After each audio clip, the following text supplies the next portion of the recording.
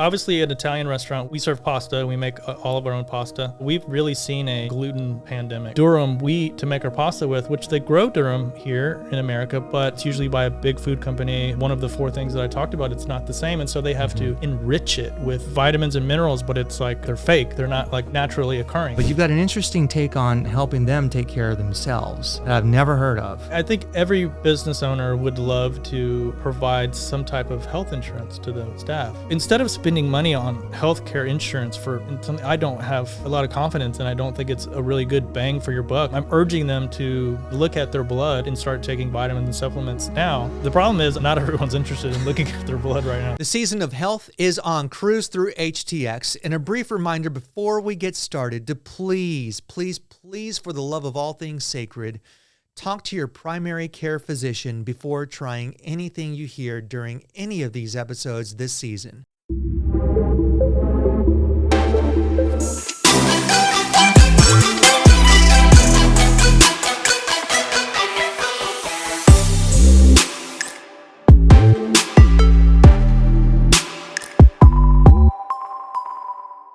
Paul, my man, welcome to the show. Thank you, sir. Good to have you. Thanks for having me. Yeah. We met back in the day, possibly 2020, maybe 2019, Girl Scout event. I feel like it was pre-COVID because Might have been. Everything post-COVID is like, I'll never forget it. So probably pre-COVID. I think probably 2019. Yeah. At a Girl Scout event. Yeah, that was fun. Yeah. Judges, you did not have to bake make anything. It was great. It was one of my funnest events of all time. Yeah, really, man. But you grew up in a restaurant family. What was that like? It's a little crazy. I don't remember a time where my family was not involved in the restaurant business. I mean, I was really literally kind of running around a hot kitchen before I was in school, like a toddler, like 3 or 4 years old. My father was a line cook for my cousin Nash D'Amico and my uncle Charles Petronella and another cousin Damian Mandola's restaurant called D'Amico's on Westheimer, very close to here, at Kirby. I think it's a Chinese restaurant now. But in the 80s, it was like the Italian place on Westheimer. It's like where I remember, if like Tommy Lasorda and the Dodgers came to town, like he was going to Damien's. And I was like the kid running around the bar in the dining room, not, like, who's the kid? They're like, it's one of us. He's fine. But I've always been around that scene, staying up late, falling asleep in the office.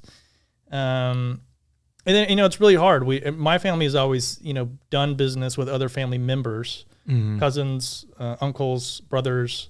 There's some stress along with that. So when I was an early adult in college, it's not really what I wanted to do. I had obtained a marketing degree from San Marcos, and I wanted to be in, not media per se, but in advertising, which definitely, we bought media and we made advertisements and we made billboards and TV commercials and radio commercials. I guess it was very much media. But I was more on the kind of account service side.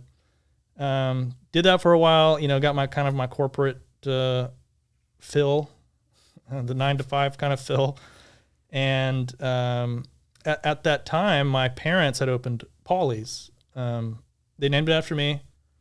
At the time, I really had no intention, zero intent, did not show any interest. Did they tell you that they were going to do that?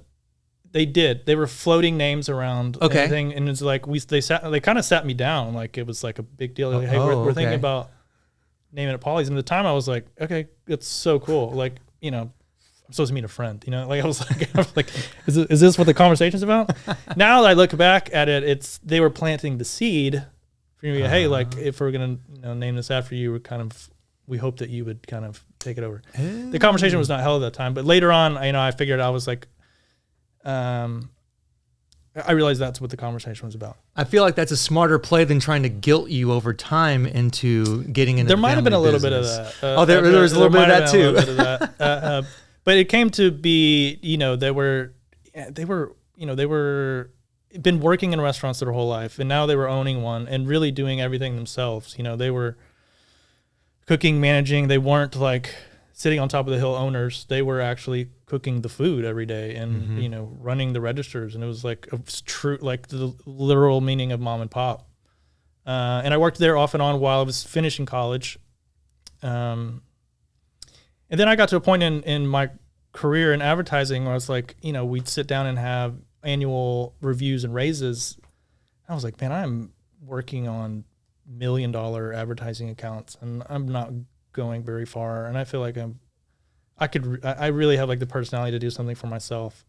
And so that was when the transition was like, it was good that I had that corporate knowledge so that I knew a lot about marketing and, how to bring infrastructure and things like that to the restaurant. And so then, we kind of had a conversation, but the deal was like, if I'm going to come back, I really want to kind of do, put my kind of, flair on it. I don't want to change too much, but that means like you guys get to go home. Oh, okay. Yeah. You guys get to go home and just like, let me do it. I'm going to make mistakes, but I pride myself in really not trying to make mistakes more than once, learning from those mistakes. So I learned a lot of things the hard way. Like I said, even though I've been around that business and I've, even worked in that business, I've done everything as far as an employee has done in that business. But then once you wear the hat, it's different. It's a different stress level and you don't get to clock out and, kind of those things, but it was very rewarding. And that, I felt like that I was, kind of turning this family tradition and bringing a new kind of generation into it, as far as the customer base goes. And that was fun. I met a lot of people in the industry, a lot of chefs, and we got to know each other. And I was like, I really loved the restaurant community in Houston because it was super tight. Yeah. A lot of tight people helping each other out, in the restaurant community, no matter if you were a chef or a bartender or what, like we were always like visiting each other places and pumping each other up and you got to go eat at Polly's and you got to come see my bartender friend. So that was a very fun community to be part of and still are. Talk to me about the difference between when you first got into this with mom and dad and then now, because you and I share common beliefs that there's something wrong with the food. Like not yours, but the food overall, like in the United States, there is something gravely wrong with the food. And yes, far too many cases, it's literally killing us and our kids. Yes. So I agree with you. Yeah. Walk me through like what the challenges are, how different they were back in the day when you first started. Yeah. Obviously an Italian restaurant, we serve pasta. We make all of our own pasta. But we've really seen a gluten epidemic. Could be, yeah. Gluten epidemic. I don't know. Epidemic. Both. Yeah. I will say epidemic because if you go to eat in Italy, it's, and anybody who's been there who's had pizza or pasta, you don't feel the same way. You don't have that kind of a brick or that that feeling that it won't digest properly. And I believe it's because of the wheat that's grown and processed in the U.S. It's either, GMO'd or it's either covered in pesticides or it's either grown in soil that's dead or it's either processed very roughly where it kind of strips all away its natural nutrients. Okay, I'm sorry. You said grown in soil that's dead? Yeah, so our soil we have a soil problem. Wow. And it apparently is a problem. And if we don't fix our soil, in a way to do that is to kind of give new life to regenerative farming. We have regenerative farmers in this country, but not enough. Where the whole farm is used, has a purpose. Where if you're really doing it right and you're moving your animals around, your crops around. You're not constantly spraying pesticides on the same soil all the time because it's made to kill things, right? So it's going to kill kind of those natural nutrients in that soil. And so whatever you grow out of it, it's going to be like, okay, it's going to be like dead. I get it. It's going to look like broccoli, but it's not going to have those natural nutrients that what we think it's going to have. So that happens to our wheat. Man. I would say wheat and corn are probably the two biggest because those are the biggest crops that we need and use. And yeah. And so if I'm looking for a durum wheat to make our pasta with, which they grow durum here in America, but, it's usually by a big food company who's, one of the four things that I talked about, it's not the same. And so they have to enrich it with it's vitamins and minerals, but it's like they're fake. They're not like naturally occurring, right? So ours is from Italy. It's durum flour and water, and it's from a place in Naples, which is very famous for their pizza and their pizza dough. And so to me, it doesn't make me feel as bad as if I've had like, something cheap, some dry brand off the shelf or something. So, well, and I bet you feel a lot better too serving this to your customers. I'm much more proud of that. The problem is it's like, the good stuff is way more expensive, and the bad stuff is super cheap. I've never understood that. Me either, but I'm associating it with the big brands. The big food companies get incentives, and they also get financial help. Where the little guys who are really trying to do regenerative, like where you don't have to have as many chemicals to keep pests off or keep weeds out or whatever it is, they're being squeezed out, and they're not really getting help. And it's such a hard, like it's so hard to turn a profit when you're a small guy and you're doing that. So hopefully that will change. We'll see. But I would love to have healthy wheat from the United States of America. Oh yeah, absolutely. I mean, I love Italy, and I'm happy to import things there, but we should be able to be growing a wheat that's not destroying our gut. No, I totally am on board with that. And it's mind-boggling that you would have to do that sort of thing. Like you're literally buying from across the world. And of course, we all love Italy. I've never been there. I would love to go there, but what's there not to love about it? Everyone loves it. Yeah. I think it also makes you more. It makes the restaurant more authentic, so you can, you're actually importing from Italy. But again, at the same time, hey, it'd be cool to buy American. I would love it. I mean, I would love it. Italy is like, I would love to, source everything for my restaurant locally in the Houston area. Yeah. And you could probably, I'm going to say, you probably cannot, but there's a lot of, there's good produce being grown in Texas. Yeah. But to supply every restaurant and every person with that is impossible. So Gotcha. The way that our agricultural system is set up, these big companies are just pumping it out, making it cheap for us, making it affordable for us. But at the end of the day, it's not great for us. So Italy is like the ultimate eat local. Yeah. Like people who live in a region, they're so proud of their region. They will not eat cheese from another region. They will not eat prosciutto that's raised in the. I mean, it's the epitome of eating local. They're like, is that from where I live? I don't want to eat that. Not because it's bad, but like they're so proud of their it's produce, like a loyalty, right? Yeah, it's amazing. It's stubborn, but it's like, I understand it. Yeah. And how do you as a restaurant owner how do you navigate around the world of all the other stuff? You're talking about pasta and how it's that's in and of itself its own problem. Yeah. But then you start talking about some of the other things that are served with your dishes. I was just watching a video on Instagram, and I always knew that food coloring is bad, but apparently it's in a lot dyes. more. These dyes are in a lot more things than I ever thought. So how are you able to? Are you really having how hard is it for you to cherry pick and make sure it's like, ooh, I didn't know that had that? It's hard. I mean, the things are you talking about Kellogg's? Have you seen the Kellogg's? I mean, I think this is how I understand that. Like, I think obviously these dyes have been FDA approved, but the testing is like the amount that we're putting in it for one serving of that is not going to hurt you.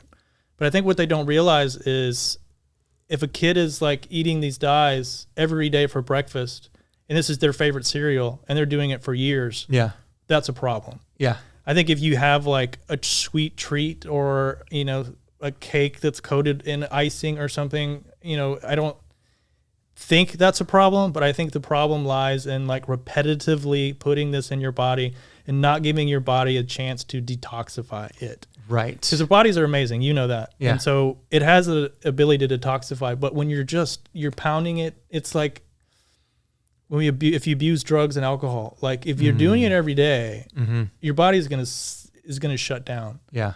And so although kind of these dyes and toxins are FDA approved per serving, they're not really taking in effect that if you eat this every day, because it's cheap and that's what you can afford, and you have a single parent and this is just what I'm going to eat, and you have a favorite, like I said, cereal or Hostess cupcake or whatever, and you're doing that every day and there's something poisonous in there, I think that's a problem.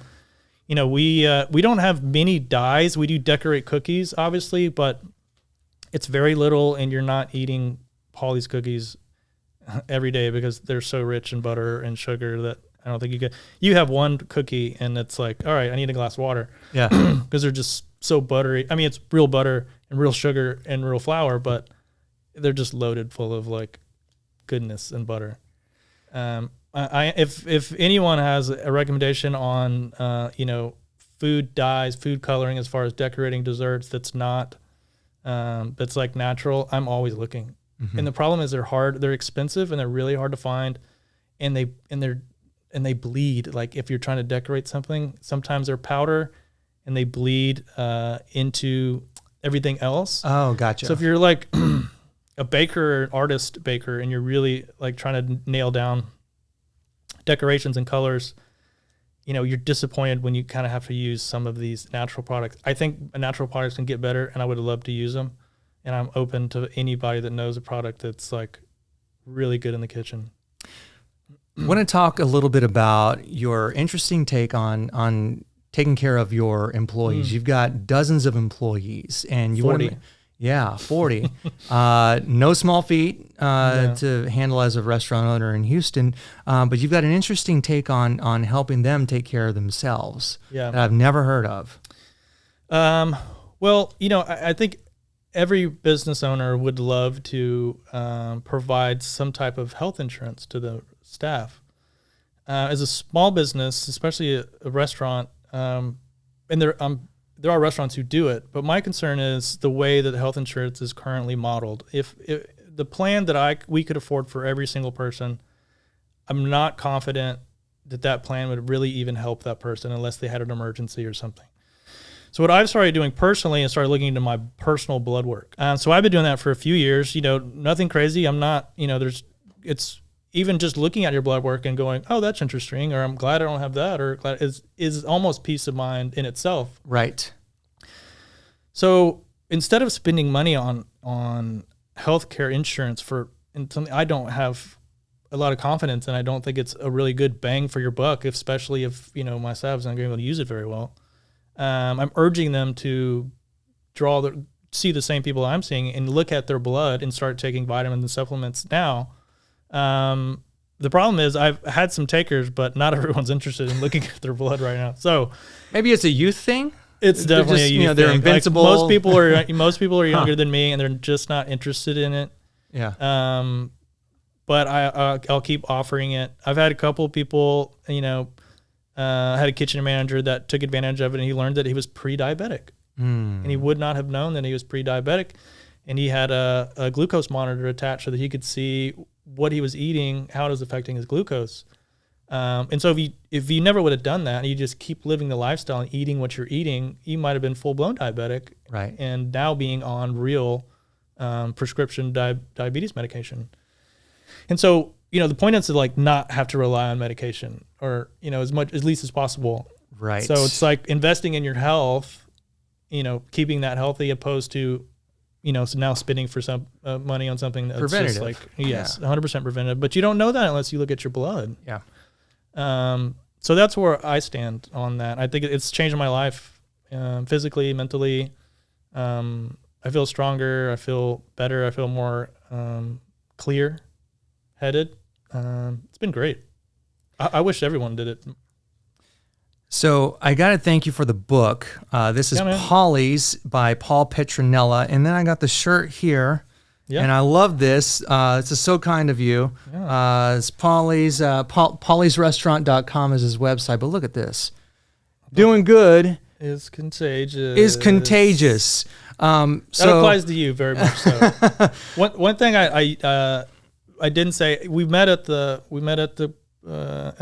dessert event. Yeah, for the Girl Scouts, benefiting Girl Scouts. But then during COVID, you were updating a website of places that were open during COVID. Yeah, we were. Do you remember that? KRVE, yes. Yeah. And I emailed you. I said, I noticed your list, and I said, would you please list us? Because I want people to know that we're open for to-go or whatever. And you said no problem. So you're always willing to help someone, especially the restaurant industry. I do what I can. You know, I love me some food. And you know, the Houston restaurant scene is just, it's one of those things where, man, it's the most underrated aspect of this beautiful town, the Texas Medical Center and the restaurant scene. Yes. Far more better than the professional sports. Totally. You know, Totally. Objectively speaking, both really are. But Paul, thank you so much for coming by the show and speaking with me. It's always good to see you, man. Yeah.